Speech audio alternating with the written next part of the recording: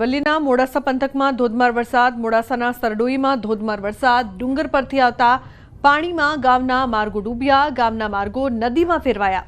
તો ધોધમાર વરસાદથી ઠંડક ફેલાઈ છે. હાર્દિક જોડાય છે ફોનલાઈન પર વધુ માહિતી આપવા માટે. હાર્દિક, જે પ્રકારથી સારો એવો વરસાદ વરસી રહ્યો છે, શું અપડેટ સમગ્ર વિસ્તારની?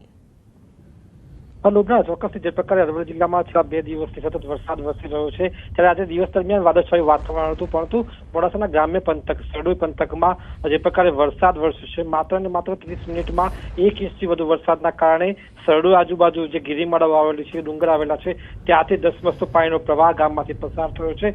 ગામના પાણીમાં ડૂબી ગયા હતા. ચોક્કસથી જે પ્રકારનો વરસાદ વરસ્યો છે તેના કારણે ખેડૂતોમાં ખુશી છે, કારણ કે જે પ્રકારે જે ચોમાસું ખેતીનું વાવેતર કરવામાં આવ્યું છે, મગફળી, સોયાબીનનું, તેમાં પણ લાભ થશે. વાવેતર જેમનું બાકી છે તેઓ હવે શરૂ કરવાના છે. એટલે કે આ સંજોગોમાં જે પ્રકારે જિલ્લામાં વરસાદી માહોલ છે, સરેરાશ મોડાસા, બાયડ, ધનસુરા સહિતના વિસ્તારોમાં જે પ્રકારે અડધાથી 1 ઇંચ વરસાદના કારણે ખેડૂત વાવેતર વધુ કરશે, ત્યારે ચોક્કસથી હાલ જિલ્લામાં વરસાદ. જી બિલકુલ.